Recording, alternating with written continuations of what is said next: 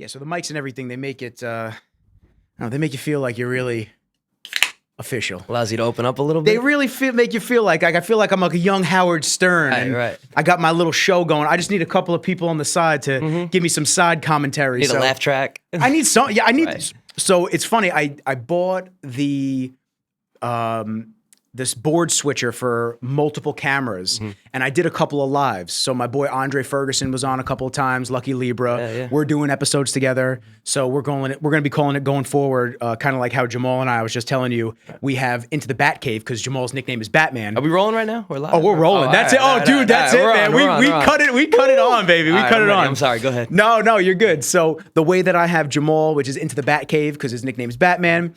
Andre is Lucky Libra. Right. So we're going to be calling it Luck and Riz.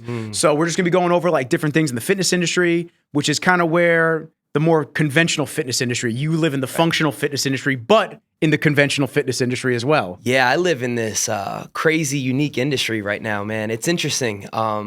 My whole thought process. So there's three moving parts to OG. It's myself, it's Taylor, and it's Lenny, and we're all business partners, and we just happen to be best friends, and it works really well. But my initial vision for OG's style of training was, I feel like a lot of these, not cookie cutter programs or companies at all, but a lot of these franchises and these boutique fitness studios. So you're talking about your F45s, your Orange Theories. Yeah, and even like the one-of-ones, like any of the boutique studios that have opened up. I feel like they were missing a mark in some way. I feel like the sense of community is incredible, and somebody doing anything is better than nothing. So I give people credit that train at those places, but there's so much out there in terms of influence in the fitness industry with different styles of training. It's tough to put all of the beneficial styles of training in one box. So myself, and I was like, I have all this influence, whether it's weightlifting or ultramarathon running or powerlifting or CrossFit, everybody has something good that I can take from.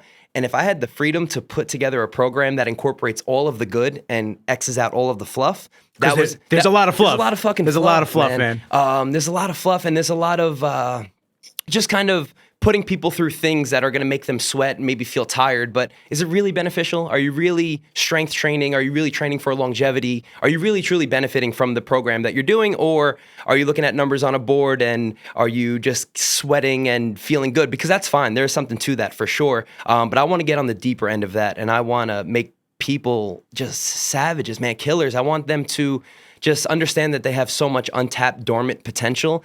And if they can come to us and we can open that thing up and really see what they're capable of and push the limits in a correct, safe, but aggressive and fun way, that was my initial vision right away.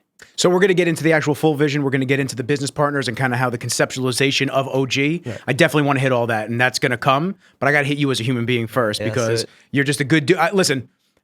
Never met you before. We kind of started talking a little bit, DMing on IG a couple of weeks back. And then Erica came on the podcast and we started talking a little bit more. And I said, I'd love to have you on because the goal of the podcast is spreading amazing information and having good people spread that message. If someone's not good, I don't want you on. I don't want you in the studio. And you definitely embody that end to end. I appreciate that. No, of course, dude, no bullshit, and man. same goes for you, man. Real recognizes real, dude. I was just going to say that. And when people found out and when you started to come to OG a few days ago, nothing but love from other members. Oh, Nikki's the best. Nikki, you're going to be on this podcast. Everyone was vouching for you. So it's that real recognized real type. And everybody at the gym has been phenomenal. If there was a bit of criticism or critique that I could give you, I'd give it to you. I'm so upfront and transparent. It's awesome. I mean, Tyler and I have been there every single day this week. Right. I'm 99% sure I'm going to sign up afterwards because it's been nice that to have the pressure off of myself where I have to think about everything when I go into the gym, and with my schedule so crammed, the circuits that you guys run, the different splits that you guys do, the variability of just the exercises and the days and the splits, like I just said, it makes it unique and it makes it awesome, and you feel refreshed when you go in there. Now, don't get me wrong. I'm sore as fuck right now. I'm sure you've been training different than you've ever trained. I've definitely been trained different than I've ever trained. You know Tom. Yeah. Tom Julie. Yep. Tom was on the podcast. I trained with Tom about last year. Mm-hmm. This time last year, we were doing a lot of stuff with that. his style is very different too. Yeah, mad respect to Tom, man. Tom's beast mode, man. Yeah, and he incorporated a style that I am also influenced from. He falls into that category of there's a lot of good there, and I want to pull from it. And the landmine things and the kettlebells and all of that has a really important part of OG.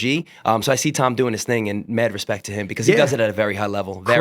Crazy strong, man. When I see him put 3-4 plates up on a landmine and he's throwing that shit over his head, I'm like, God. And damn, it translates to traditional lifting as well. So he's doing it, man. He's doing it. So so I train with Tom and years of fitness industry. So, your conventional bodybuilding splits. But in 2012, right before I decided to do my first bodybuilding show, and I did men's physique, watching John Meadows and learning all of his styles off his YouTube channel, mountaindogdiet.com, phenomenal resource for anybody. Absolutely. Watching all of that and going, oh shit, like this is how I should maybe move differently, or I should stretch out this way. Or when he said, and I was 21 at the time, but when he said I put on the icy hot on my joints before I train, I used to see older guys do it and be like, oh, old man trying to do this. And he's like, and then I started getting old and I'm like, I got to warm these joints up a little bit. You learn something from everybody. You learn something from everybody. And I'm obsessed with people that are obsessed with mastering their craft. It's all I pay attention to. It's all I watch. And I feel like all of these people that chase greatness, so like anyone, Kobe Bryant, for example, the way he approaches his basketball training and his lifestyle, first one in, last one out, I'm like, that's applicable to everybody. It doesn't have to be as extreme, and you don't have to apply it towards basketball, obviously. But if you're trying to be the best version of you, you can pull these lessons from people that are just obsessed with greatness, and you can see the way they implement their day-to-day practices, and you can pull from that. You can find inspiration in it and apply it to your everyday life. And it could be with your training, your nutrition, your sleep, your supplementation, your interactions with people, the way you interact with the world. There's a lot of good from so many influences. Like exactly what you just said. That's what I pull from, and that's what I hold on to. So I took a Tony Robbins seminar last week when I was coming to your classes early in the morning. It was from Thursday to Sunday. And my mom is really the one that told me she wanted to do it. And she's like, I would love for you to do it with me. Now, you as a business owner, dedicating 9:30 in the morning until 11 p.m. at night from Thursday to Sunday. Yeah, almost impossible. That was hard, man. Almost impossible. That was hard. I mean, for you, you had to be there to coach and stuff like that. For me, I can kind of take a little bit of a step back as long as I don't have any shoots, and I'm just kind of like, okay, like it's a lot of time, so we'll make the investment. And this was the notebook that I was taking notes with. Now, if I said I didn't get anything out of it, I mean, I'd be lying. Right. It was chock full of information for entrepreneurs, big business, small business owners, people looking to better their lives, get into a clearer mental state. I mean, it really does open your eyes to a lot, and how maybe you were in a funk for a little while mentally. This is transitioning into how you are on the mic. Sure. Because you're very uplifting and positive, and it definitely helps. So a lot of the stuff that I learned from here, I find that you say when people are starting to drag a little bit or struggle and this and that, and keeping that mental clarity and learning from everybody, right? Learning from business professionals, fitness professionals, incorporating it into your lifestyle. In your tool belt. Put the tools in your tool belt, dude. And you carry. And there's no limit. There's no limit. You can have an unlimited tool belt. You don't have to spend $1,000 on a new tool. Absolutely, brother. Kit. Yeah, agreed, man. So it's just listening to those messages and then, being there super early. I love the 6 a.m. classes. I do. Right. I used to train super late at night when I worked at Apple before I started working for myself. Or once I worked for myself, I was like, oh, this is great. I'll just train in the middle of the day. And then I found that the middle of the day shot my entire day. Right. Because I'd work a little bit, barely at all in the morning. And then all of a sudden, oh, well, it's time to train. It's like noon, 1 o'clock. Right. Then you're there for 2-3 hours and you leave and you're like, oh shit, it's like 4 or 5 o'clock. I gotta eat dinner, I gotta do this, I gotta shit's do that. kind of winding down the day. I feel right. like I didn't really get anything done today. And I talked about that with Juji Mufu when he was on the podcast. Yeah. We kind of went over all of those, working for yourself and how those obstacles you have to learn and adapt. So 6 a.m. classes, super easy. You guys, well, not super easy, but you guys, I go there, right, bang that shit out, and I am done. I'm ready to destroy the energy day. levels are high. Dopamine is high. Man. You have that sense of accomplishment. And if that's your first, The classes are tough, dude. The classes are so intense. Oh, they're not easy. No, they are not not by easy. any means. And if you leave there with that sense of accomplishment, I just overcame something challenging. I'm gonna do everything is everything to me, and the way I do anything is the way I do everything. So if I just crush that workout, I'm going into my interactions with everyone, uplifting the way I feel leaving that workout. The way I'm gonna go eat is gonna be well, and it's gonna contribute to that workout. Whatever I put in my body is gonna contribute to that workout. So I kind of have this ecosystem, and it starts with that morning workout, and then everything kind of. Is that the phone? Yes, phone you fell, grab it. and everything grab stems it. from there. Yeah, dude. I'm telling you, this podcast is so fucking relaxed. my fault, dude. You're good. No, dude, no fault to be had, brother. I'm gonna put this on Do Not Disturb because I feel my my quad vibrating, and I didn't do legs there today, so I know it ain't. I know it ain't the class. Yeah. So let's get into you as a human being, person. You know, what got you into fitness when you were younger? Obviously, you've had this passion for a while. This isn't something that just kind of sprouts up. Yeah, forever. So in middle school, it's funny. My friends all started to play sports, and they started to excel in sports. And I was never the athletic kid. I was never good at any sport. I was very average, and that's to be generous. But it was interesting because I found the gym at a very young age, and I think my mom being a trainer has something to do with that because I grew up in the gym, and I think it just kind of programmed my subconscious to be around it and be around it. So my mom was training clients, and I would just kind of hang out there or whatever I was doing, and that's from as early back as I can remember. And then when all of my friends started to play sports and excel physically, and I felt very left out, and I found this life-changing gem of a place called Spartan Fitness. I grew up in Deer Park, and it's called Spartan Fitness, and the owner was my best friend's dad, hardcore dude, wrestling coach, MMA fighter, weightlifter, and I went there one day and I told him, hey, I'm not really into playing sports, but I know I need to be healthy and I want to move my body and I want to feel more confident. And from that workout, it was the most challenging workout I've ever been through. And from 6th grade to senior year of high school, I went to Spartan Fitness every single day doing gut-wrenching workouts, whether it was battle ropes or we would go to the beach and do sand sprints and then swim back and then or weightlift or whatever it was. He would put me in a UFC cage and have to fight just to learn mental toughness. And I owe a lot. His name is Rich Lugo, owner of Spartan Fitness back in the day. And my brain was developing and I was going through like rigorous physical activity, and he would talk to me the way I needed to be talked to. And he was very raw and he was very real, and those were a lot of tools in my tool belt when I first to get started. And then obviously as I got older and I was training on my own, I kind of just took those mental gems with me throughout. And then, I was working sales. I was in an insurance office working sales. And this is after high school, after college. And I just was not in love with the way my life was going. And I had one shining star, one light, and that was fitness. So whether it was before work or after work, it was the one thing I would look forward to. And after a while, I was like, how can I just double down on truly what makes me happy? I don't really know what it was. There was not like a pivotal moment in my life that made the switch. It was just a progressionary thing. It was a progressionary thing. So after that, I was at work and I was just looking up jobs in the fitness industry, and I wasn't a certified personal trainer at the time, and I really had no experience besides my own. And I found Orange Theory Fitness, and they were hiring for sales, and I was selling insurance. So I'm like, all right, this is probably a nice segue and a nice foot in the door. And I applied to Orange Theory, and then I started to do pre-sales, which is when a new studio opens, you have to sell a certain amount of memberships to get the studio up and running. So I was doing now. sales. I'm sorry to interrupt you. Is this you're still on Long Island? I'm still on Long Island. This now, is Bethpage. now, if I did you say you were in LA as well? Yeah, so this is not yet. Okay, Yeah, cool. yeah, I just want to yeah. make sure. Yeah, I want to get there. Yeah, Right. Yeah, for sure. I'm on my way. So I started to do membership sales at Orange Theory, and I felt better because I was selling a product that I actually believed in. I wasn't selling insurance, I was selling fitness and lifestyle to people, and I was really excited about that. After a while, the studio was ready to open, and they were hiring personal trainers or coaches. And then my owner approached me, said, hey, I think this might be something that you want to pursue. You should get your training cert, and let's see what happens. So I got my personal training certification, and then I went back to, they call it coaches tryouts. And it was 5 days. You have like 20 people, and then like 6 people make it at the end. And the last day of tryouts, they came to me and said, hey, we want to offer you the head coach position. So I kind of jumped real quick from not even a coach to head coach. Which is a nice achievement right there. It was a cool achievement, and I was making enough money where I could quit insurance and fully invest in this new endeavor, and I was really excited about that. And the first day on the mic, it was like, I don't know what it was. I was in a different dimension. I was home. I was ready to go. And it was like the most purposeful thing that I've done. I was able to take all of the lessons and all of the things and everything I was passionate about over the last 15 years of training and give it to these people. And it felt that was my purpose immediately.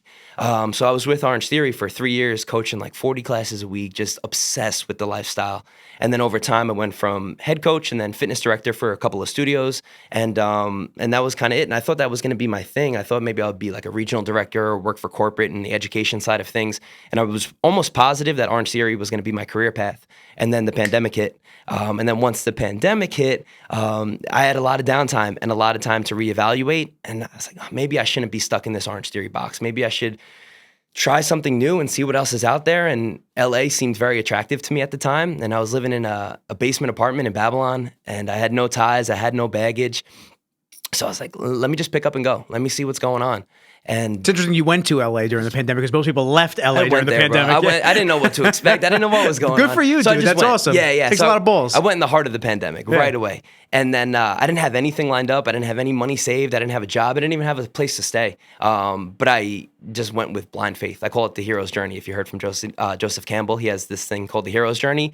And it's basically when an individual gets called to take a leap, and then it's basically the entire journey. It outlines it. It's good. You should look into it. But I considered that my hero's journey. It was my calling. So leap of faith, I packed up my apartment, whatever small things that I had, and I just did a one-way ticket to LA. As soon as I landed, I did apartments for rent, roommates needed, and I found this cool dude in Santa Monica, and he took me in, and we were roommates. And then day one, I didn't have a car or anything, so I would just walk all throughout Santa Monica and just try to find gyms to work at, studios to work at, any gyms, any private training, anything, anywhere that anyone would take me, and I can kind of make a name for myself and start to build this brand in LA. And I landed a few positions, and I was able to live, not comfortably, but live. And Lenny and Taylor, my two business partners now, they came to surprise me on my birthday in LA, and they just flew out. And we were chopping it up one night, and I was just letting them know, and I was like, I'm working at all of these gyms, and I still don't love it. I still am not getting that hit that I feel like is properly beneficial to people. I feel like the training styles are still a little premature and limited, and I think there's a lot out there that's untapped. And then Lenny and Taylor, right away, they were like, all right, let's open our own spot. And I thought they were just talking shit. I didn't think anything of it. And this is the importance of keeping good people in your circle, because they pushed for it. They continued to convince me to open up my own spot. And Lenny flew home, and he was on the real estate side of things, and he was looking for a place for me while I was living in LA. And he presented to me this lease agreement of the premature idea that we spoke about a couple months ago. And they put the wheels in motion to start OG. I flew back. I said, okay. I was there for 9 months. I flew back to New York. And we started to get to work, and we rented this or leased this abandoned garage. It was like an auto body shop, but super broken down. That's where you guys currently are. Right, that's where we are right now. And we just went to work. We stripped all the walls, and we did everything that we could, and we just kept piling money together and just try to find it, working side jobs, just enough to fund the vision, just to get our wheels turning. And we finished construction on a Thursday. We announced it on a Friday, and then we held classes on a Sunday. And I had like 17 people show up to class, and I was super pumped. I'm like, oh, they're great turnout for the day that's one. Awesome. And I thought, all right, maybe we're onto something. And then from there, it's just continuing to show up every single day and putting in unwavering dedication every single day to potentially build your own brand and build your own company. And that's kind of where we are now. What was the initial phase of like everybody coming together and getting all the work done? How'd that feel? Everybody just putting in the elbow grease and getting everything going. Yeah, it was therapeutic, man. It was beautiful. It was exciting. And Lenny and Taylor are my people, man. I always say all the time there would be no me without them. I don't think I've met either of them. Yeah, yet. you're missing out, man. They're the best. I haven't met them Yeah, yet. I'll introduce you for sure. I heard my boy Matt, who takes your class, Matt Kelly. Yeah, that's cool. Matt's a boy from Bev's. Yep. And he told me Taylor's classes are wild too. So. Yeah, Taylor's the man. And both of them have very interesting life paths that I pull tools from to put in my tool belt. Taylor's training style and the way just Lenny approaches and lives his life so diligently and organized. And they both have really incredible things that I look up to and aspire to be. And the fact that they're my best friends and my business partner is like the most I can ask for. So being able to work side by side with them and build this gym and brainstorm and think of things and make them come to fruition when they were just floor and walls is it's beautiful, man. It's such a blessing. I'm grateful for them every single day. So getting the word out that OG was around. Mm-hmm. Now, did you find that there was a lot of Orange Theory clients that were coming over? Mm-hmm. Was it people that you just knew through networking of, because listen, there's a lot of I'm not going to say kids. There's a lot of adults that are around our age group that go to your place. Right. It's not. I've seen some higher ages. I haven't really seen anything under what I'm thinking, like mid to low 20s. Right. So it's kind of saturated in our age group. Do you find that the social media side of things, getting the name out, people just blasting it out on their own page? Like what was the initial push? So you had 17 people come that first Sunday. How did that progressionary come up to what it is now where the classes are just stacked out? Right. So initially our original clientele and demographic were people that were diehard Orange Theory people that they just wanted to rock with me and they appreciated my coaching style. So they came over and it was great from there. But it was an older demographic and they're incredible. They still come and it was kind of just word of mouth. We didn't do any advertising. We had an Instagram page, but it was very organic, very word of mouth, and it kind of grew faster than any of us even anticipated. It was and this is what year to like now, obviously. When was the first class inception? Like when did it start? 2020, so like right on the cusp of the pandemic. Right when it was starting to let people back into the gyms. So like towards the end, towards 2021? Right. Yeah, okay. Closer to 2021. And originally it was like 10 to 12 people per class, and then over time word spread, and I think this just comes back to the training style that's extremely beneficial from different avenues of fitness. And it wasn't this box model. There was just so much good involved with the program that we were putting together, and people just wanted to be a part of it. They wanted a taste of it. They saw their bodies changing. They felt incredible. They had to tell their friends. Their friends were coming. They told their friends. And then now we have 48 people per class, and we're booked up crazy for months from 4:45 a.m. to 8 p.m. The wait list is crazy. Yeah, man, it's wild. And yeah, I think it's just people appreciate genuine. I don't know. I feel like during the pandemic, there was this weird shift where the corporate model went out the window a little bit and people wanted to give back to real people or just be a part of something different. And I think we just hit it at the right time. It was divine timing, and that's what it turned into. Give love to the small businesses. Right. They're so important, and it kind of got lost in the wayside and the mental state of so many people. They were just like, oh, well, it's more convenient to go to Orange Theory, or it's more convenient to just go to the big box spots. Instead, maybe cultivate that relationship with not only the trainers at a smaller gym, but the community. Right. Because it seems like everybody hangs out and chills even after the classes too. It's a sense of belonging that I feel like a lot of people are missing. You have this community where you're surrounded by like-minded individuals that want you to be better and force you to level up. So it does get a little uncomfortable at times, but you're part of something. And I feel like a lot of people at home are missing that community aspect of people that are willing to go the extra mile with you and push you, or meet up at a run club on a Sunday, or take an extra class with you because you don't feel like working out that day, or they're down to show up for you.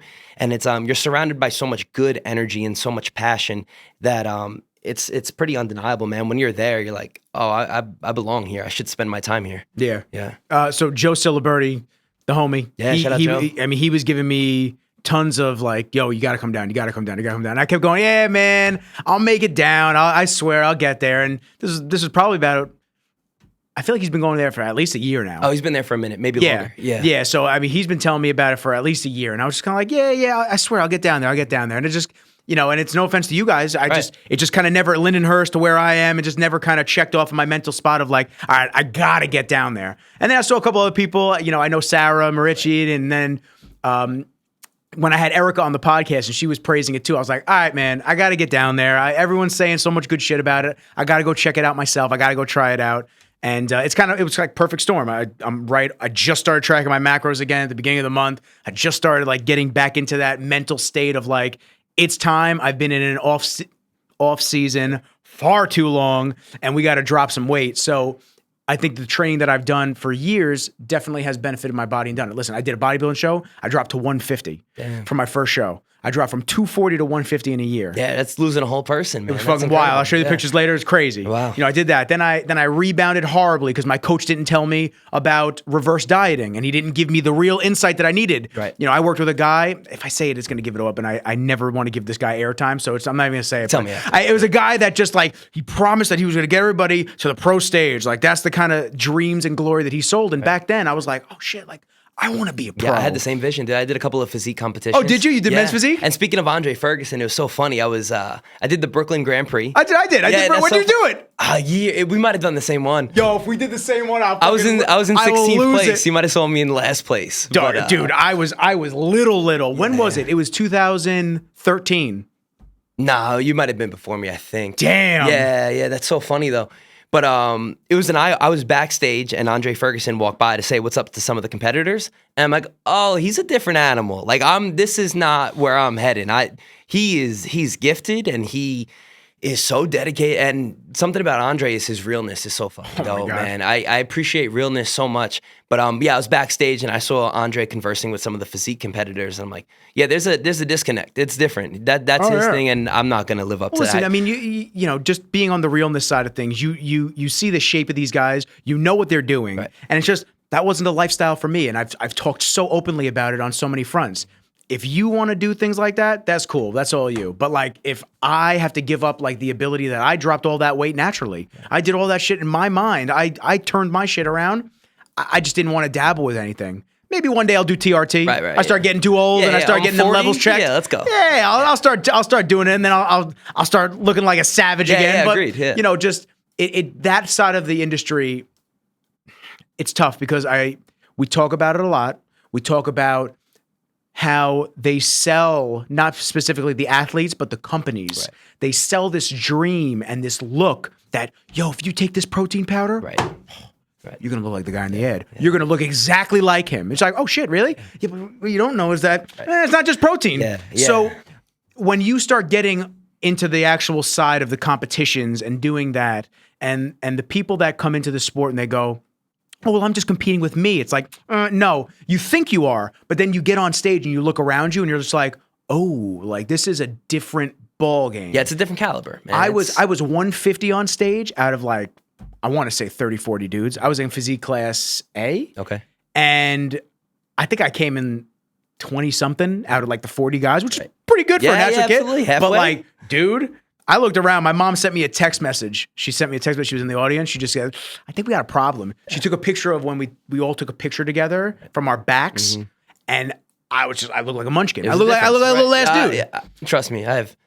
Yeah, but see, Crazy. but you look incredible. Crazy. You know, yeah, but it's like NPC physique competitor stage. That's a little dude. Yeah, it's and a little dude. I looked almost identical to that, and that's so funny. I was standing on stage, and I felt so out of place, and I'm like, okay, this was a really cool journey, and I learned so much over a 16-week prep, and I was like, just feeling super accomplished to step on the stage, but I also wasn't naive, and I understood that wasn't my path. It opened my eyes. Right, that's what it was. It opened my eyes after that. I went, Right. And then I did one more show. Same. Right after I did one more show. I said, let's give it a shot one more time. I was miserable, but it was, like I said, it was right after I rebounded horrifically. I went up 35 pounds in 3 days. I had edema, swollen ankles. I was in bad shape. And I did all this away at college. I was at Quinnipiac. I was bodybuilding when I was away at school. I had my first big breakup at the time. Right. My mind was fucked up, and I just said, let me just dive into this. I don't want to drink. I don't want to fuck around with girls. I want to just focus on the mission at hand, which is getting into the best shape I've ever been in my life. And I did it, but it was short-lived because that rebound was nutty. Yeah. It was crazy. It's interesting to be a college kid and to be surrounded by the complete antithesis of what you were trying to accomplish. And for you to have the vision and the discipline to just kind of head down, go to work, even though your surroundings were the complete opposite of that is awesome and super admirable. I really don't know how I did it. I'm gonna be so transparent. Breakups make bodybuilders. So, I'm telling you, man. There's a little help there. A little fuel my on the fire. mind, nobody could tell me anything different. I was so zoned and locked into the mission at hand. My roommates would come home. I was like, yo, I need to get 7.5, 8 hours of sleep. It's like, nobody better wake me the fuck up. I'm like, I'm not playing these games with y'all. Don't come in late. Right. Don't have girls screaming like that. I go, we could do that when I'm not here and I'm doing my cardio at 5 in the morning. We would have got along great, bro. We would have been the best. Yeah, we would have been great. We would have been great. And then, you know, it was prepping meals, and I was eating 5 pounds of fish every 2 days, 3 doing days. your fasted cardio before class. Fasted cardio, and all I wanted to do was eat my damn oatmeal and my 10 egg whites. It's all I wanted. And it just... It really did build me differently. And then after college, I got a coach that is a functional medicine guy, and he's down in Florida. Super smart dude. I call him the mad scientist. I was in the best shape of my life with him. Crazy. Right. I was 180, 190 pounds, looking filled out. Dude, I mean, I know nobody's gonna be able to see watching it, but like, just. It was insane. Like, just feeding me and not making me hunker down and do cardio. I look like an animal. Yeah, still natural there? Yeah. Yeah, never. man, I've never incredible. taken anything. Yeah, the difference is whatever that guy had you doing, he had you doing? 40 minutes of cardio a week, like just compound movements. I was squatting. I was deadlifting 3 to 4 times a week. Like I was just for back days and leg days. 100%. That's the program I'm on now. I'm squatting, I'm pressing, I'm hinging heavy. Crazy, that's man. what I'm doing. I was lifting. I was 190. I was lifting 500 on deads. Yeah, you look incredible, bro. Thank you. I appreciate it, man. I was shoulder pressing like the 130s with the dumbbell. I was monster shit. But we started getting me ready for a show, and it's funny because you had that epiphany that like it just wasn't for me. And we started getting me ready for a show, and I was 170-ish, 175, looking incredible. Like I looked like I had that much size, but lean like the first picture. And I sent him a picture, and he sends me a message back. He goes, "Yo, dude, you look sick. Like we're gonna toast this. Like it's gonna be great." Physique again, same category? Physique. Yeah. He goes, "Let's just keep the plan the same this week, this and that." And he goes, "How are you feeling?" And I just went, "Eh." He's like, "What's wrong, man?" I said, "I don't think I want to do this anymore." He goes, "Okay, don't." Right. That's it. He goes, "You're ripped for summer. Enjoy." It's a good coach, man. He goes, "Go have a burger." Done. He didn't.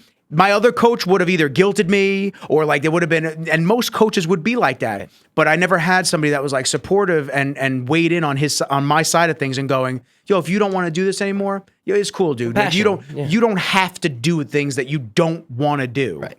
Right, especially a sport as extreme as bodybuilding. Tough, man. And people that don't go through preps, they don't realize how much it fucks with you mentally. Yeah. It really weighs on you. Yeah, the fatigue, the low energy, the crankiness because you're so in such a caloric deficit. And yeah, man, it's not fun to be around. Not fun to be around. So what was like the split that you were doing? Like you said you did a 16-week prep. I did 23 weeks. Okay. Yeah, I'm always been a pretty lean guy to begin with, so I didn't have too much to cut, but if you ever want some of mine, I'll give it to you. I gain weight easy. Take some right now. Take it off of me, man. But it was just basically the normal traditional bro approach to step on stage. It was fasted cardio and then weights and then tilapia and chicken and lean turkey and all that unenjoyable things that you got to do to get into the shape that it takes to be on stage. And it was a 16-week prep, and then I did the Long Island Classic or whatever they call it. So I did the Long Islands. Right. Yeah, I did both of those. And I was like, yeah, I love fitness, but I don't know if I don't want to step on stage and show off the physique that I have now compared to guys that have it. That's their thing. I'm just going to go back to the gym. Yeah. No, I agree with that. I think you've, I know you found your calling because I watch you on the mic. I watch you do your thing. You love it. You really do. You love it. You bring the energy every single day. Yeah. I've been there all week. And we all have bad days. We all have ups and downs and energy and this and that. And I haven't seen a dip in it yet. So yeah. So I have this thing that I tell myself every morning, and I'm like, people are trusting me with their day, their fitness journey, and my feelings are irrelevant at the moment. When I'm on the mic, I have 200, 300, 400 people per day that I have no idea what's going on. They can have low energy, heartbreak, this, that. I'm going to show up for you. I'm going to be there for you. You're investing in me and my company, and you trust me and my coaches and my people. I'm going to give you 110% every single time, regardless if I'm sick, tired, worked X amount of hours, whatever it is. You're investing in me, I'm going to give it back 1,000%. And that's why we have such a nice symbiotic relationship with myself and all of the members. The members are my people, man. They're my people, and they get me and I get them. And I show up for them, and they show up for me, and they show up for themselves and each other. And it just works. It just works. On the small business side of things, as a business owner, it's a big shift from just being a coach to now owning a business. Obviously, it comes with its own struggles. It comes with its own challenges and whatnot. How did you guys decide divvying up like what equipment you guys were going to buy? What made the most sense while you were setting the actual gym up? Because obviously that first class that you guys opened up, you said Thursday you opened up, you finished the renovations. Sunday was the first class. Right. So by that first Sunday, you didn't have every piece of equipment that you have now. No. So what has been the strategy in adding new pieces and getting everything? So we always reinvested into the gym. So anytime we grew, we put money back into the cosmetics of the gym or the equipment itself. So my background working at a bunch of F45s, Orange Theories, and then even a couple of boutique studios in Santa Monica, I just had a pretty good understanding of what would be the most useful at the time in terms of equipment. And I'm like, I know we need some squat racks, we need some barbells, we definitely need dumbbells, we need some benches, and then maybe some assault bikes if we can figure it out, or maybe some rowers, some sort of cardio equipment, and then I can figure out the rest. I can program around it, but let's just get the bare minimum in there. So we just started with a few benches, a rack of light dumbbells, a couple squat racks, a couple barbells, a few plates, and I was just putting classes together with beneficial movements of the equipment that we had and some cool cardio schemes and some full body days and some circuit training. And then over time, once the gym started to grow, I'm like, all right, pulleys would be sick because obviously we can hit the muscle properly if we had the right angle and the right resistance profile for all of these things. So we started to get pulleys and resistance bands and hex bars and kettlebells. And I'm like, oh, this is a dream come true. So it was funny when we first opened, we had a wish list, like a dream list. And we're like, if we can afford it, this is what we'll buy. And we just slowly started to implement the equipment. And then as the clientele grew, the gym grew. So people felt like they were reinvesting in their training because we kept popping up with cool new shit that would help them amplify their physique and their training. And that's kind of how it went, man. We started with the bare minimum, and then over time we just started to piece it together. But now we're busting at the intellectually, seams. like just intellectually, yeah, just making sure that it was the right equipment for the right fit on what you guys were going to be doing for the programming. Right. Which I want to get into the programming. The assault runners are great, man. Those treadmills are the shit. Oh, they're awesome, dude. They are the shit. And it kind of emulates outdoor running. So it's not a traditional treadmill where it picks your feet up for you. You got to move your mechanics. You get way more muscle recruitment, way more conditioning on those things. They're a gold mine. I would have never thought the farmer walk on there. That was good, man. That was good. We're doing single arm just in case. Yes. But yeah, on the programming side of things, it was funny because when I was in LA, a lot of these gyms were like, this is your time slot and you have to program around it. And you have to show up with a program. And at Orange Theory, you had a template. So you would just read off the script and provide the workout. It was very simple, to say the least. But when I got to these other gyms, it has to be dummy proof for all the other franchisees. That's what it is, yeah, and it works very well for them. But when I started to get into these other gyms, they're like, "This is your time slot. This is when you coach. This is the equipment you have. You have to start putting something together." And I did not have a programming background, so that's when I just did deep dives into forums and books and YouTube videos and podcasts of people that were putting together workouts, and I would just kind of copy and paste what they were doing because it made sense for me at the time. And that allowed me to continue to just put tools in my tool belt and just strengthen my arsenal of programming. And then when I went to OG, I had a pretty good understanding of what worked and what didn't just because of the LA experience. And now I program every day, 24 hours a day, 365. I'm always working on programming. Anytime you guys have a group chat that you guys kind of just... me, man. Oh, it's just you? You do all the programming? Right now, yeah. I would like to put together like a program design team over time. But yeah, I've programmed every One Gear 60 from day one to now. And we went through legs, push, pull. We've done bro splits. We've done full body. And then now going into the summer, we're going to do a little bit more of a high intensity program, but it's continuing to evolve and take legs of its own. And as the members get more advanced and stronger, the program will meet them halfway. So it's just always this reoccurring investment. And then that's where Taylor comes in because he has this incredible strength and conditioning background where I pull a lot of gems from him and he'll tell me this would work really well, but that's kind of nonsense. That really wouldn't work so great. And now over time, we have supersets and drop sets and cluster sets and push-pull and just so many cool different schemes that work very, very well. And it's just evolution, man. You got to kind of show up every single day and get a little bit better. And you have to be a student and you have to kind of listen to the people and the feedback and everything around you. If you think you have it all figured out, that's when you're going to kind of run yourself into a hole. So every day I'm just trying to learn more and implement more and listen to feedback and just kind of feel the energy in the room and see what works well.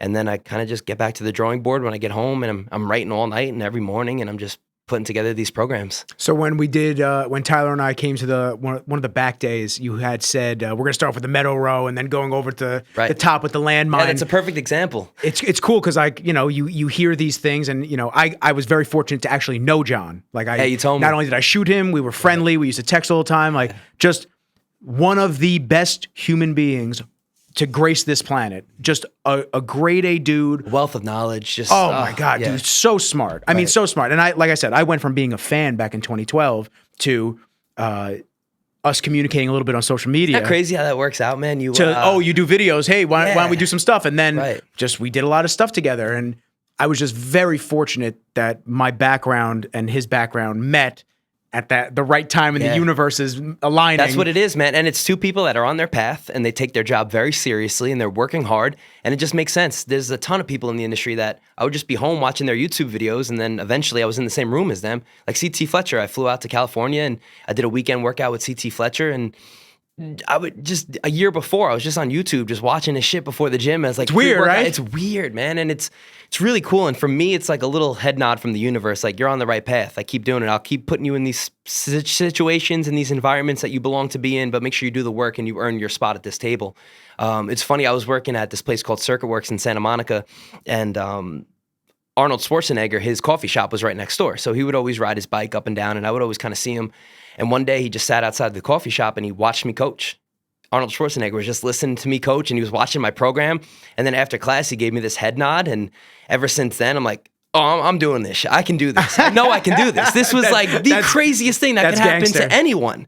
And that was such a life-altering moment. It changed my brain chemistry for life. I'm like, I can do this. I know I can do this. It was a weird little switch in my mind getting that head nod from somebody like that. It was a nod from the universe, really. That's really, exactly how I took it, man. Yeah. And I ran with it, and I never looked back since. I love that. It was cool. Let me ask you this.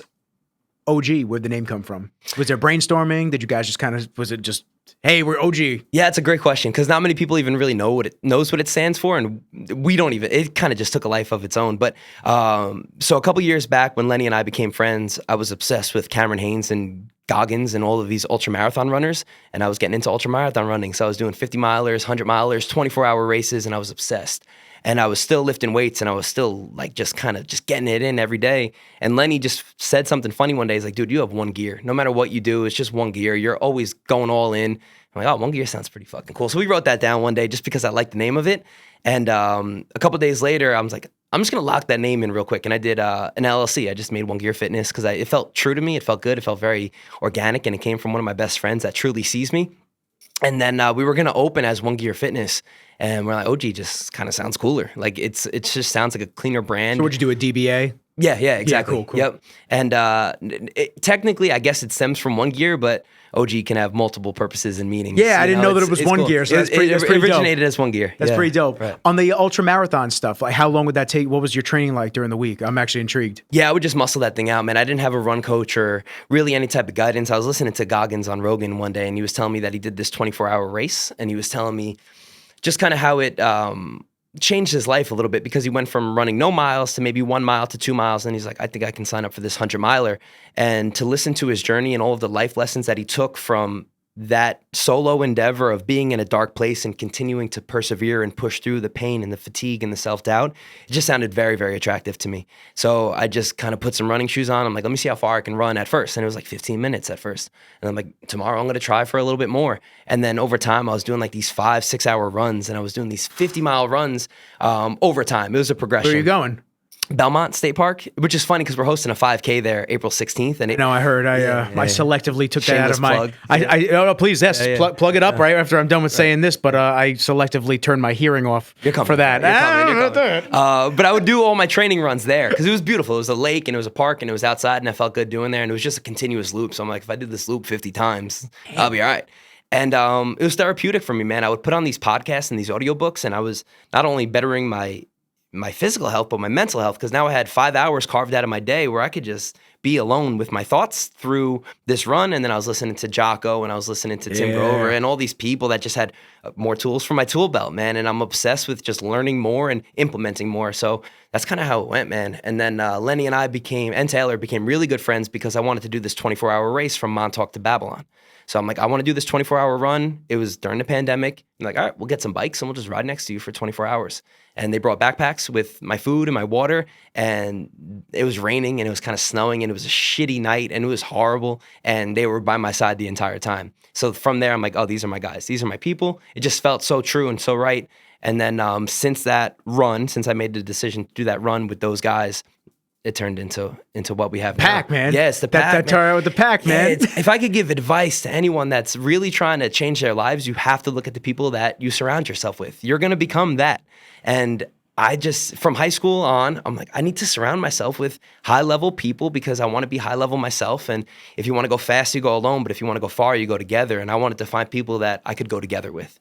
And I found those dudes, and they changed my life, man. I love those guys. That's amazing. I love those guys. I'm excited to meet them. Lenny comes down. Lenny's there. He's more on the back end, so he keeps us organized. Yeah, he's the business side of the gym, and then Taylor and I are kind of on the forefront of the fitness. Cool. But yeah, Lenny keeps the lights on, man. He keeps us rolling. I definitely want to meet Taylor, and I know I will. Mm-hmm.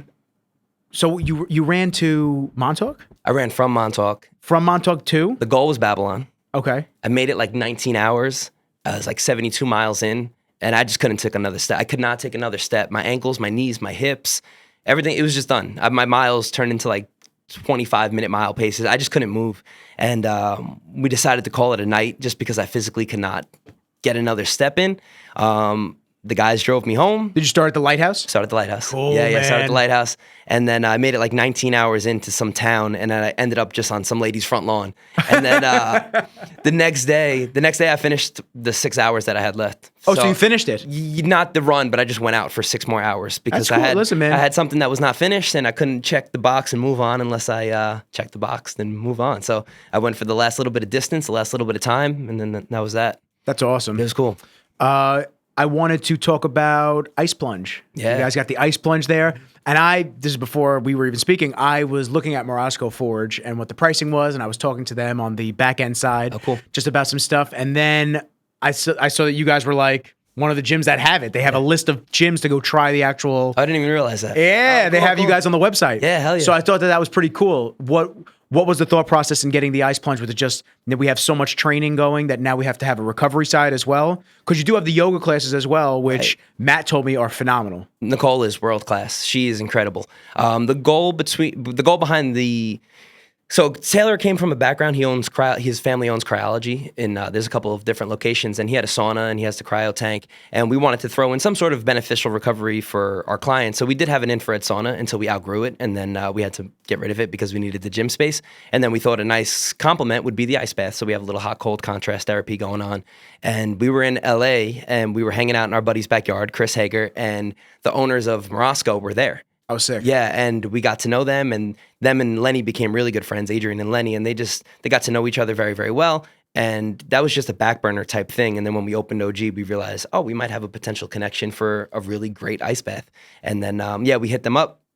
We did like some sort of payment plan. They shipped it out to us, and now we have the ice bath. And it's cool. It's open for booking. You could do it unguided or guided. We can put you through some breath work. What do you recommend? I would do the guided. Yeah. I would do the guided because Lenny's incredible at implementing breath work to kind of get your parasympathetic nervous system on the right track before you put yourself in this extremely stressful situation. So it is a really nice experience. You can go to OG and you can book this session, and Lenny will do some breath work with you and just kind of get your mind right and guide you through the entire experience, 2, 3, 4, 5 minutes. And then when you get out, you're doing some more breath work to kind of recharge the battery. It's a really cool experience. Yeah, it's a nice thing that we offer. I've been wanting to get an ice bath so bad, but I rent in Huntington Village, and there's really nowhere to put it. Right. Yeah, and if I don't know if I wanted to buy the cattle trough and be that psycho it works. in the back with all, especially in these colder months, you just leave it outside. Yeah, but now it's going to be getting warmer. I'm going to be screwed now. I don't have to go run to get ice, and I'm like, it's over. I'd rather just take the cold shower. So my tub in my apartment is very small, so it's like I try to do a couple of ice baths in there, and I wind up just like slowly submerging myself, but then my stomach was sticking out, and I had like one boob hanging out. I'm like, oh my god, I'm like, this is over. So I do the cold showers here and there. I try not to do them at night because if I feel like I'm just awake after that. So I try to do it after, if I train in the morning with you guys or Bev or something like that. I try to just go. I'll do my warm shower, and then I'll end off with like 5 minutes of just ice cold shower. Yeah, the cold therapy is huge right now, especially with like Huberman breaking into the space. Love Huberman. Yeah, he's putting out some gems, man. He's like the guy's Oprah. He's just you guys should do some Wim Hof stuff at the gym. Yeah, Lenny does implement the Wim Hof breathing before your ice bath session, and they also went to the UFC Performance Institute and learned some really cool breathwork methods. That's cool. That they also implement. So. Yeah, again, tools in the tool belt, man. Just kind of learning and implementing and giving the people the good is kind of what we're all about. Yeah. So now you said the classes run from 6 a.m. till 5 a.m. 4:45. Yeah. Oh, so I'm late. You're late, man. Oh Yeah. man, I'm You late. got 50 people that outworked you already, man. Jesus. Yeah. So 4:45 a.m. is the first class, and then we have a couple in the morning up until like 10. We do yoga, strong. Taylor has some private clients throughout the day, and then we pick back up for that 1 gear 60, whether it's like 3 or 4 at night. And yeah, man. And it's different on the weekends. I see 1 gear 90. So that's going to be a specialty event that we're hosting. So that's a 90-minute class. Okay, because so I'm the first time looking in at the schedule. Right. I've never seen it before. It's once in a blue moon. It's a 90-minute class, a little different than the 1 hour, a little more intense. We create like really cool content for it for the members and on our side for our page. Yeah, so that's the 1 gear 90. But normally on the weekends, you have like 5 or 6 classes on a Saturday, 3 or 4 classes on a Sunday. We have a run club that everyone can go to and participate. We just started a soccer club because one of our coaches, Kim, is huge into soccer. So it's just, again, putting good out there and just having a meeting spot for our community to just do different things and be active and just be the best version of them is really all we're looking to do. That's awesome because it's such a fragmented community if you don't give that. Right. And for people that, so like I gave up drinking now. Not an alcoholic. Yeah. I don't want any vices. I made the same decision. I don't want I any wasn't vices. an alcoholic. Yeah, I just didn't want it. I don't want any vices in my life. Right. I don't smoke weed. I don't do vapes or anything like that. I never was into any of that shit. But I did like to have like some sake or a beer or two when I was playing Xbox, shit like that. Just, I've had that mental state shift. Yeah, the last that awakening. Yeah, it's weird. I can't even explain it. It's just so, it's so transcendent of just like the feeling that you need to. I'm almost at that point where you just need to upgrade to the next level. Right. You're at that spot where like everything that you've done has brought you to this part of your life. And you've done a great job. Me and you. Yeah. But now it's almost like I feel like for myself, it's time that I upgrade again. Yeah.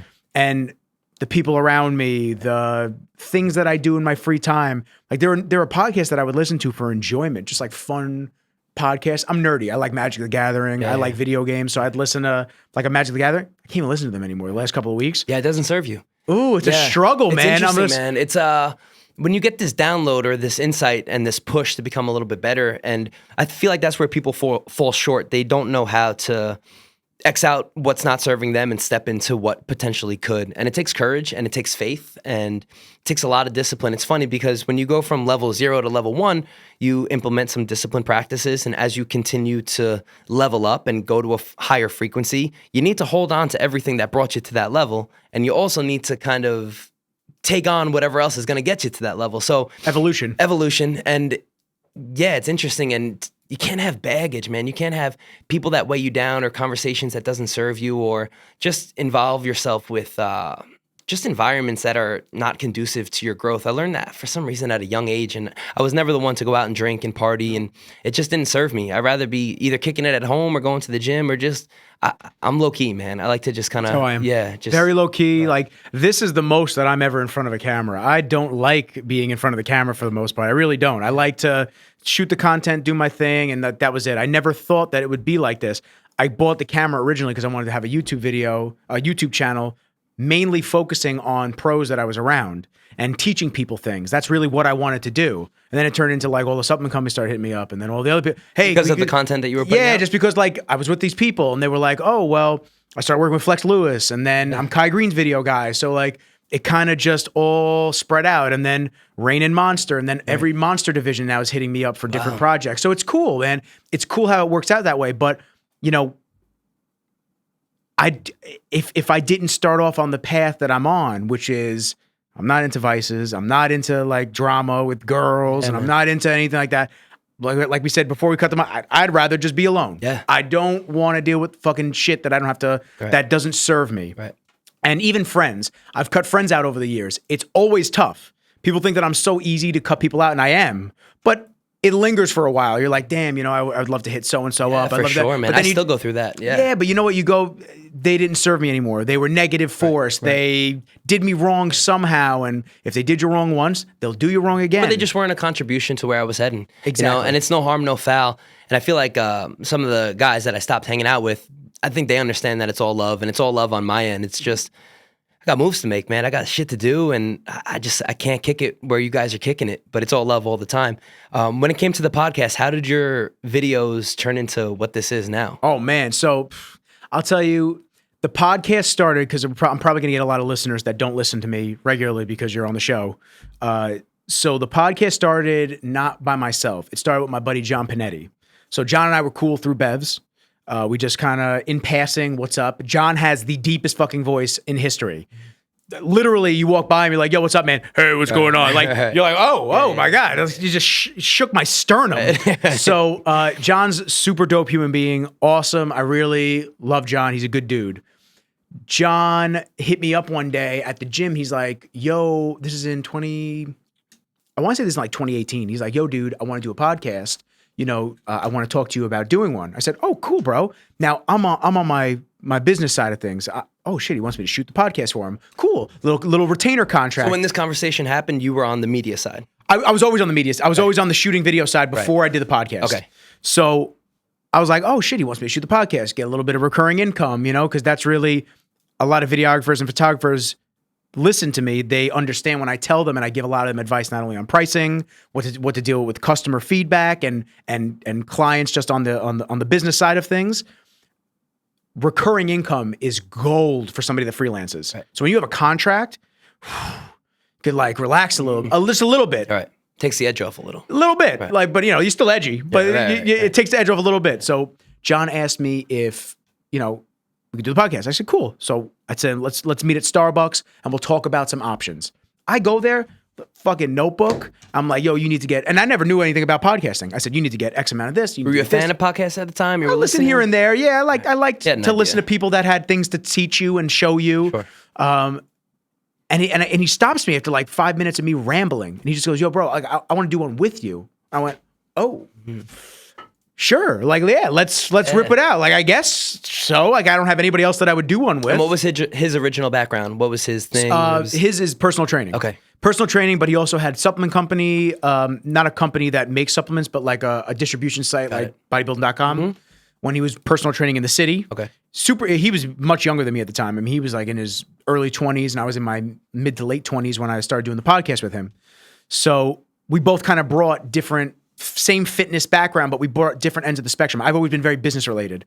Sales for 10 years of my life, like always had a job, never went to the parties. I was always focused on making money and the things that I needed to do and push me forward. Very relationship driven, never sleeping around. Like I was always very like this. And John, not to say he isn't, but he was very on the personal training, but business side of personal training. So we kind of both brought a synergistic relationship to the podcast. And we started just talking to people in our network. Hey, we'd love to have you on. After we did 4 episodes by ourselves, love to have you on, talk to you about something, blah, blah, blah. Would love to come on. I think we did 60 something episodes and it was a hit, man. I mean, we were getting 1,000 to 1,500 listens an episode. We were just about to get sponsors. COVID.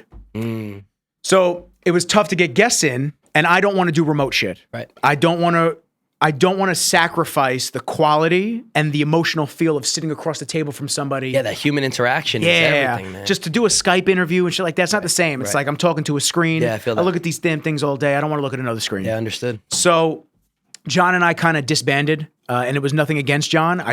We were using all my gear. He did contribute to his portion of the mics and stuff like that. And we split this desk right here. Good desk from IKEA. Yeah, it's good desk. Good wood. Yeah, good. So, you know, just it became a strain because I was getting all the guests. He had a couple of guests that he brought in, but it felt more work on my end than it was. And we kind of just both agreed and we drifted off. Right. Still good friends. I want to have him on for this podcast. But then I told you, then I started another podcast during the pandemic with Tyler. Our boy Ty. With Ty. Yeah, man. With Samurai Ty, for those that know and listen to Brajol Brothers. I'll tell you about that off the air. So we had a great rapport. We had a good time because it was just us shooting the shit and having fun. But after 11 episodes, it was kind of the same. And Ty didn't want to put a lot of that stuff out there. Whereas me working for myself, I don't care. I'll talk about whatever the hell I want. It don't matter to me. Right. Like I got my back and I'm transparent on all fronts. Then I said after that disbanded, I was like, no more podcasts for me. I'm good on this. I'm not doing another one. And then Jamal hit me up. He's like, yo, I want to do a show. Not doing this again. Right. I said, here's what we'll do. I'm going to have my own show, Rizzology.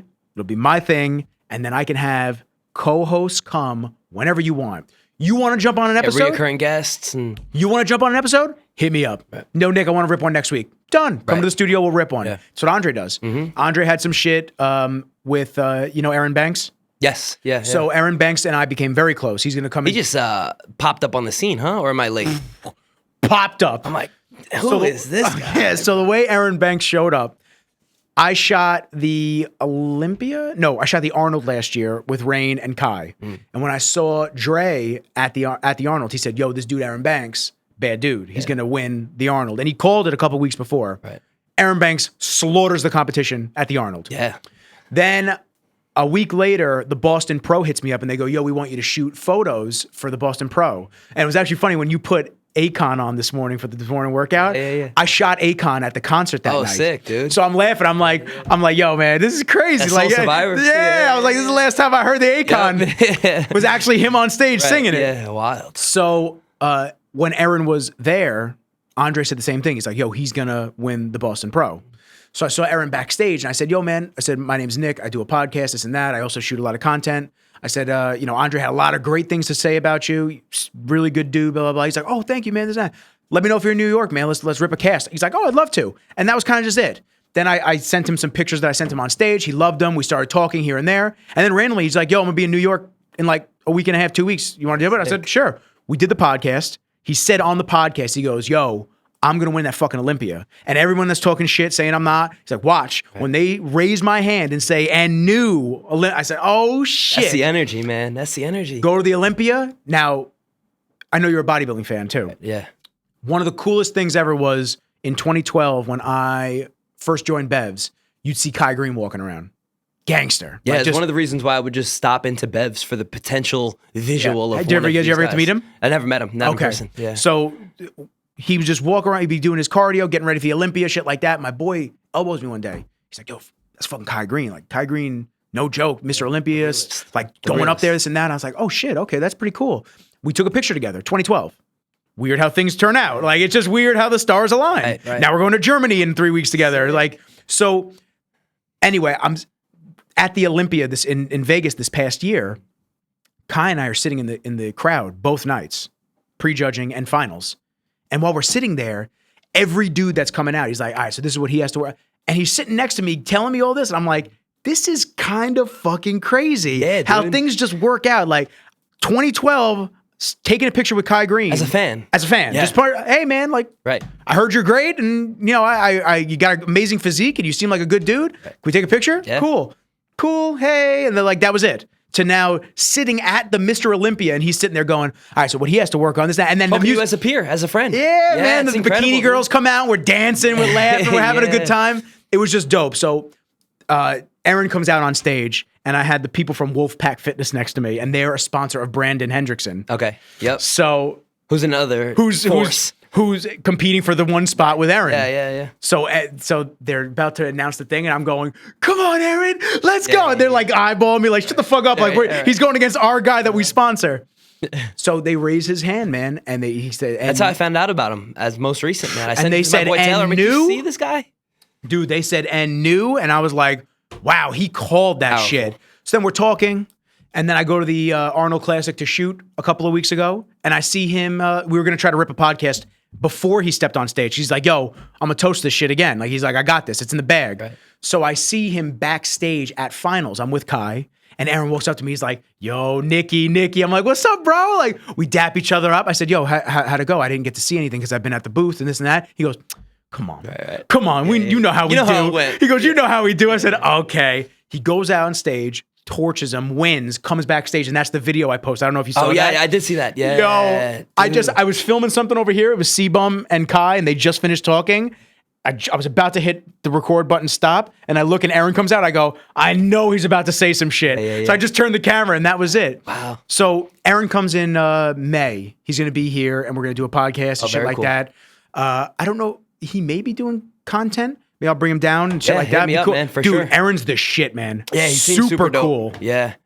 So it's just weird how like the fitness ties and industries and this and that. Like that's the long story of like. Do you ever think about how you were able to break through or why you were able to break through? Because there's probably so many people in your position that are content creators and fitness fans, and they would love an opportunity to be backstage at Olympia or film for all of these companies and these supplement companies. Do you ever kind of take a step back and think, what did you know this was going to happen, or were you like, no, I had no idea. I have no idea it was going to be the impact that it was in certain ways. I've always, my catchphrase since I started doing videos was I'm just warming up.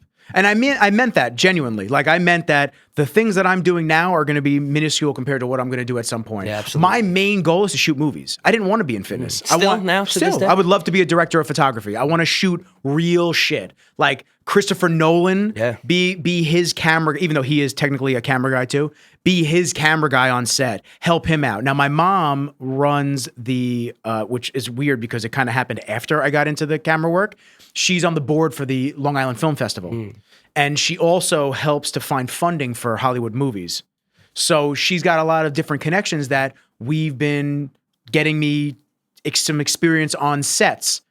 I think at the end of the day, what means a lot to me on the content side of things, and I try to explain to a lot of content creators all the time, is you got to know your worth.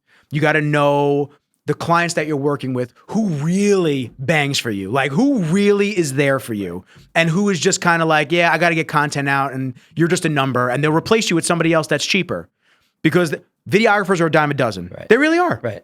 But somebody that's good, that you connect with, that produces good content and the vibes are there, that's huge. Yeah, shout out to my boy Kevin, man. Shout out to Kevin. Yeah. Met him the other day. Super nice, man. And I would love to do some collabs with him. Yeah, I'm he's always incredible. I'm always looking for good people.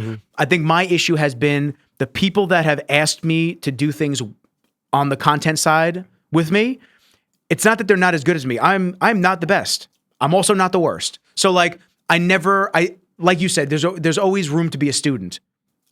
There is so much more I have to learn on every aspect of this. The business side, the shooting side, the editing side. It's a multifaceted profession that gets taken advantage of by a lot of people all the time. And that's a message that I give out to them. I think one of my callings is definitely going to be to give some coaching and to give some insight to a lot of content creators. Yeah, that'll be huge. That'll be huge. That's something that I really do want to do. Right, because if you think about people that are in a position that you want to be in, not many of them are putting out content or lessons and things on how to get to where they are. You know, they're just kind of talking about being at the top or showing off their gigs and showing off their people. If you can relate to the people and kind of show the blueprint or at least give a little bit of an outline on how you've done that's a win to me, man. Yeah. That's huge. The amount of shit that I could like stroke my ego on and put out there and be like, dude, I mean, shooting Action Bronson, shooting Mike O'Hearn and Ulysses in Dubai with Kai, like and there's a lot of people that I've worked with that I don't talk about. Because it's not an ego thing to me. My mom always says, she's like, why don't you take pictures with these people? I know I shot them. Right. I got the footage. My hard drive's right there. Right. They're all backed up. I got all the content sitting right there. That's all I need. I know it. This isn't like a dick stroking contest for me. Right. I like to do cool things with cool people. And there's been plenty of people that I've worked with that are huge names that are assholes. And I never want to work with them ever again in my life. It don't matter if they offer me $5 million a year. Yeah. I don't like your energy and I don't want you around. Right. I don't want to be around you. It's not worth it. And I've said, that was one of the clips I put out as well. I don't care if somebody's this huge astronomical name and they say, hey, I want to come on the podcast. I don't want you on the podcast. Yeah. To sit here and fake a conversation with somebody, it won't work. Yeah, and the episode will be shit. So, and I want to let you say what you're going to say, but like one of the tidbits that I tell a lot of content creators and people that it goes for everything, honestly. It just goes for a good lesson in life. Understand your non-negotiables. Understand the things that you morally will not accept from either yourself, your clients, the people that are around you. If there's a behavior that somebody does that you just can't stand, don't have them around. Like, don't do it. If there's a client that every 20 fucking minutes they hit you up, where's the thing? And you already told them like, it's not on the day of the deadline yet. That's stress that you don't need. Right. Non-negotiables are huge. The other side of things is networking. I know a lot of people, and I'm blessed to know so many people in so many areas. I have people hit me up I'm actually thinking of getting a business phone because it's too much now. I have people hit me up all fucking day. Hey, do you have a guy for this? Hey, can you connect me with somebody this? Hey, because even with Rain and Monster, I don't just shoot videos for them. I connect them with so many people. My buddy Matt DiLorenzo, shouts to Matt, who has taken Tier, which is a swimsuit company and swimming company, and made it the monster fitness machine that it's turning into. They make shoes now. Yeah. He's sponsoring all the main events at a lot of different CrossFit. And I made the introduction to him and Rain. Now he's doing a lot of their clothing, and he's sponsoring a lot of their athletes. But that comes full circle, man. But that's what I'm saying. Like good people and networking, understanding the people that are around you, and not even what they can do for you, but what you could do for them. Like I'm cool on it. I don't shoot a lot for Matt. I really don't. Like if he knows if he needs something, he can ask me. I don't shoot for Matt. Matt needs something, he can hit me up. But I'm still going to recommend Matt when people say, oh, I need clothing made. Matt's the guy, man. Matt's the shit. Good dude, business mind, super easygoing, and they make high quality shit. So networking and knowing your people on a business front and personal front, A1. Yeah, man. Agreed. Totally agreed. And I think there's really something to you being so genuine and not caring about the social media buzz that it could potentially bring with whatever client that you have. That was a big thing for us too with OG, man. We had a ton of, we still get crazy amounts of offers to do vendors tables or sponsorships or collabs. And we don't really take those products. We don't take the products and we don't really live the same exact lifestyle. So we have a very true and genuine approach to the way we do business, just the same way you do your podcast and your videos. And it's I appreciate important. that, man. Yeah. It's just, exactly what we said a little while ago. Real, recognize real. You know, when I come into your classes, you know, I may be tired or shit like that, but I'm trying to bring the energy too. Yeah, absolutely. You hear me all day. Let's go. You're the Like, best, hey man. now, like Right, just right. fucking laughing. That's the shit that and- charges me up, man. Yeah, The more engaged laughing you and guys are. screaming, and I'm trying to like. I think it was the first class I did with you guys. Everybody was just dead, and it's because you beat them Of up. course, Like everyone was dead, and I'm just fucking. I'm singing all the lyrics to shit. I'm bobbing my head, and I'm like, yeah, yo, this workout sucks, but hey, man, I'm having fun. Yeah, we're here, we're alive, we're feeling good, man. It's it's being the energy versus trying to adapt to the energy is something that I've always tried to done. I'm like, I'm just gonna bring me and do me, and let's just see how it unfolds. And it's cool when people like you recognize it and feed off of it. And now we have this relationship together. Fuck yeah, dude. It's cool, man. It's really cool. I'm grateful for it. I am too. I'm so grateful for it too. I also wanted to ask you. So now, the wait list is a good problem to have when you have so many members. So how do you, as a business owner, combat that? Like, is it, you know, do you try to add more classes? Have you guys been trying to just see if you could divvy it up and maybe add trainers? Like, what's the thought process with you guys now? Yeah, so we definitely have to alleviate the wait list for sure. And so we keep adding classes and they just keep filling up, which I'm not complaining by any means, but we keep adding classes and they keep filling up. And then we're getting more and more members every day, every week. So now we went a little bit earlier. So now we're doing the 4:45 versus a 5 a.m. So maybe we can get more people in earlier. It's tough, man. We're kind of at capacity in terms of our stations. And I guess the next thought process is, what's the next move? Do we expand? Do we open another spot?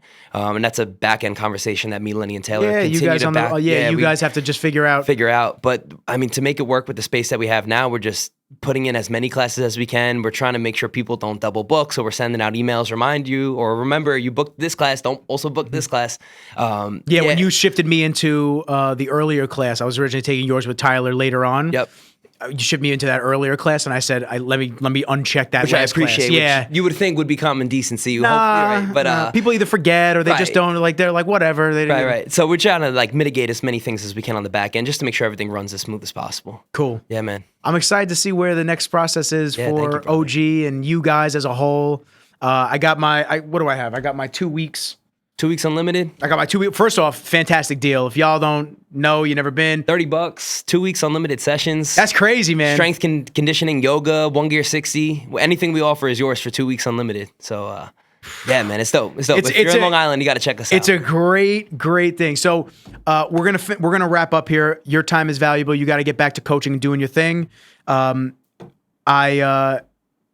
I want you to plug. So where's the gym? How can everybody contact you? Social media accounts, XYZ, all the way through. Just, let everybody know. Beautiful. First of all, thank you for having me, brother. I really appreciate it. My pleasure. Thank you for so real. much, man. For real. It means You the a lot shit. to me. Thank you. I want to get all your coaches. I want to get everybody to come through. They're awesome, man. I'd love to get Taylor. Killers. Yeah. I'd love to get Lenny You'll in learn here. A lot from Lenny Taylor.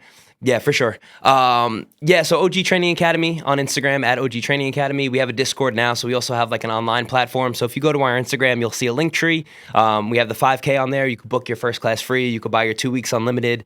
And you can check us out. So mostly on Instagram at OG Training Academy. And we're in Lindenhurst. So if you're in the area, come check us out. You could always hit me up on my personal page at Coach by Ev, and I can help you out with whatever you need.